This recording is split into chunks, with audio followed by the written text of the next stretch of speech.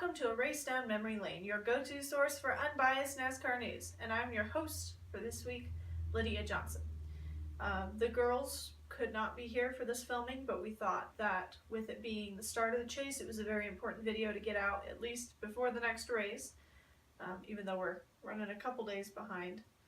Busy week. Anyway, so we thought we would get it out and ready to go before we go to Las Vegas for the start of the chase. So, without further ado, let's go take a look at what happened at Indianapolis. Here are stage results. Clint Bowyer won stage 1, and Matt Kenseth brought the 6 over the line to win stage 2. That was exciting. Reminder, the bluish greenish lettering means one of us predicted or picked that driver to win the race. So you can kind of keep tabs on where they were. That's more for us than for you, though. Anyway, it's interesting. Pick or predict along with us if you get a chance. Here's our finishing order. Brad Keselowski won the race. And we've done a little bit of a change up. Every elimination race in the chase, and this we count as an elimination race since we are setting the field for the chase. I just go ahead and put advanced or eliminated beside those drivers that were in the running to advance. So we've been showing you the top 20 in the chase standings for a long time now. We have put those top 20 with either advanced or eliminated for the 16 that moved on and the 4 that got eliminated. So Brad Keselowski won the race. All of those drivers were either locked in with a win or on points. 6th through 10th on the finishing order, we had Menard and Newman put in a good fight. They tried to make it, didn't quite make it on points.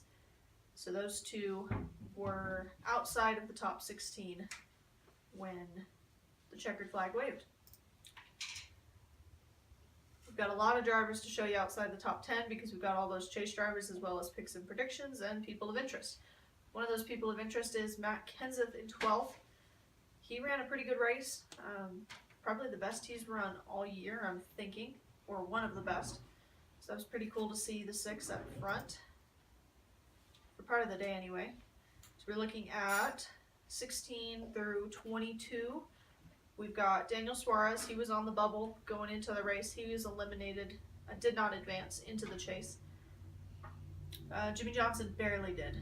He was looking pretty iffy there for a little bit.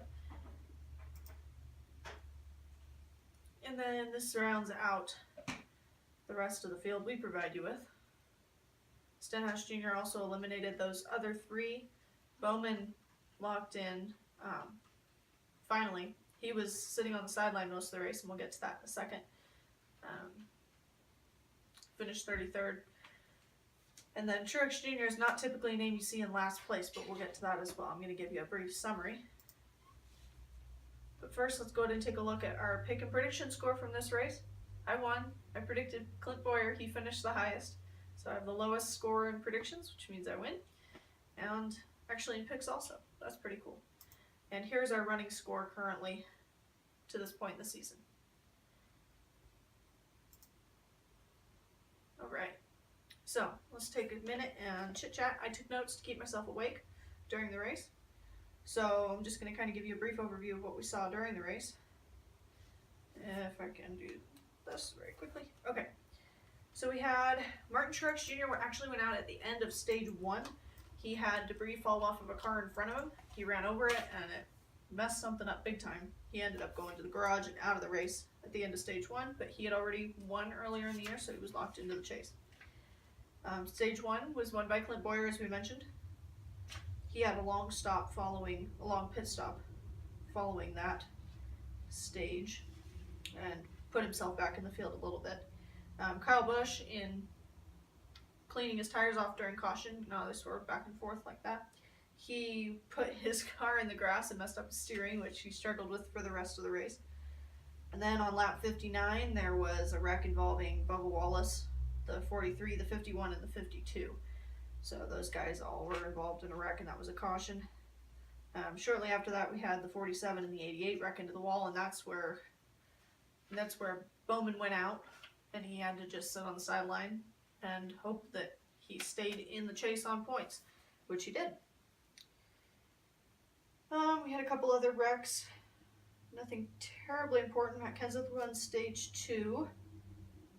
Oh, on lap 90, Harvick went into the pits with a vibration as well, but he came out, put himself 1 or 2 laps down on that one. Anyway, at some point during the race, Kyle Busch locked in the regular season championship. So how that works is he gets 15 extra stage points going into the chase. Or not stage points. They call them playoff points. But stage points are playoff points. It's a very confusing system. Anyway, so he won the regular season points championship, if you will, by finishing first in the point standings. And now as we go into the chase, he's awarded 15 extra points. We'll take a look at that in a minute. And then he gets a trophy and a little bit of bragging rights anyway. Byron at the end of stage 2 is leading after the pit stops. He stayed out on a different sequence. My notes are a little bit off.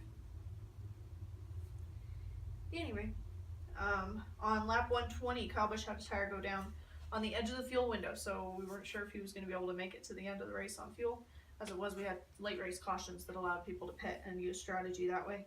Byron had somewhat of the same problem on the lap following, so we had a couple interesting possible fuel mileage situations that didn't really pan out.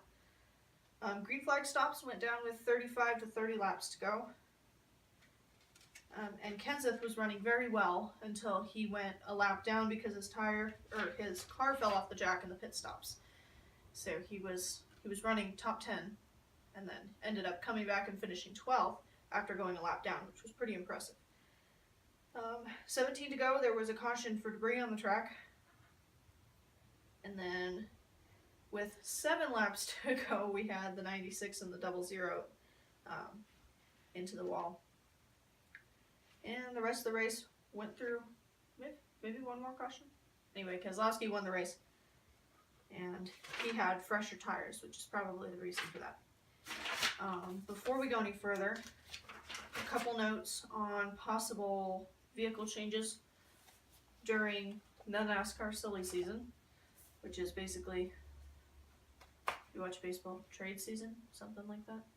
Anyway, the shuffling around of the drivers during the off-season. McMurray is not going to return to the number 1 car as a driver. He's been offered a management position at Chip Ganassi Racing. No word on whether he's accepted that or not. But he's not going to be driving the number 1. And then Kurt Busch, rumor has it, he's not going to be returning to SHR next season. So possibly he could be the one ending up in the number 1. And then remember that we're going to have Martin Truex Jr. out floating around because the Furniture Row Racing team is going to stop operations after the season as well. So my guess is he's probably going to end up in a Gibbs car and one of those guys is going to get booted, but we don't know that. He could also end up in the 41 with Kurt Busch leaving. So those are just a couple of the rumors that are developing with silly season. Let's go ahead and take a look. Brief summary of the race for you, but we're going to take a look at the playoff picture. It's not a true playoff, but this is what NASCAR calls it. So I just kind of scrunched it all into one. This is what they show you. So Kyle Busch and Kevin Harvick are tied at the top of the standings. Kyle Busch, I'm assuming what puts him in first is that regular season victory.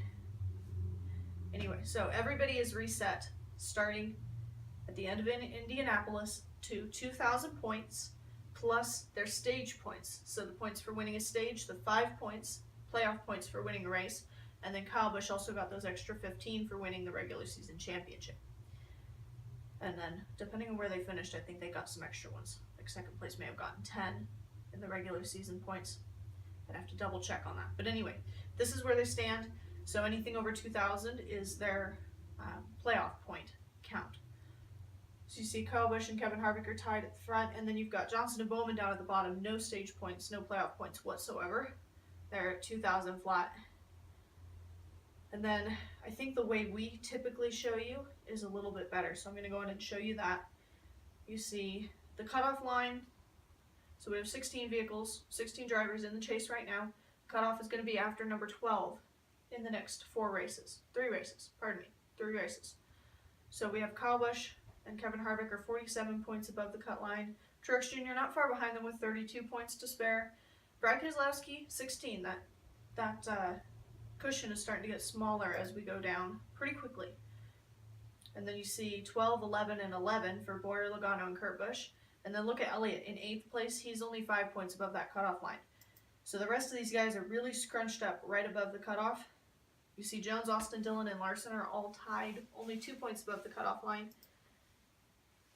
And then Hamlin, Almirola, Johnson, and Bowman are set to be eliminated in 3 races if they don't move up the standings. So I hope that's a little clearer than how NASCAR puts it.